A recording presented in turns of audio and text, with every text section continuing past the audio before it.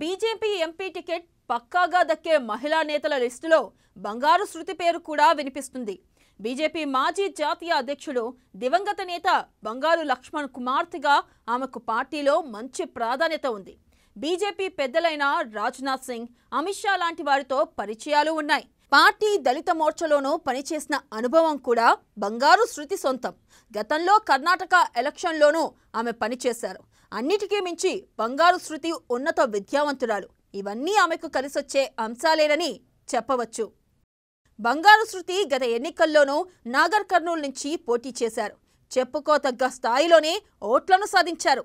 కాబట్టి ఈసారి కూడా ఆమెకు అక్కడి నుంచి అవకాశం లభించవచ్చని టాక్. పార్టీ పెద్దలు కూడా ఆ దిశగా శృతికి క్లారిటీ ఇచ్చినట్లు తెలుస్తుంది.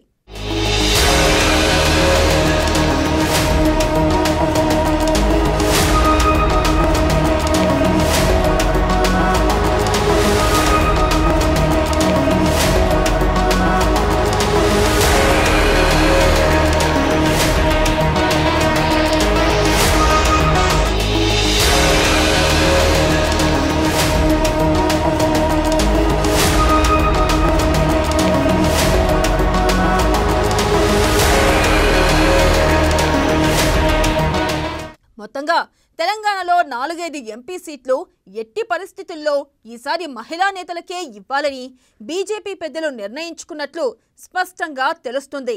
మహిళా బిల్లు నేపథ్యంలో రాణి రుద్రమ, డీకే అరుణ, బంగారు శృతి లాంటి వారిని ప్రోత్సహించాలని పార్టీ పెద్దలు డిసైడ్ అయినట్లు కూడా టాక్.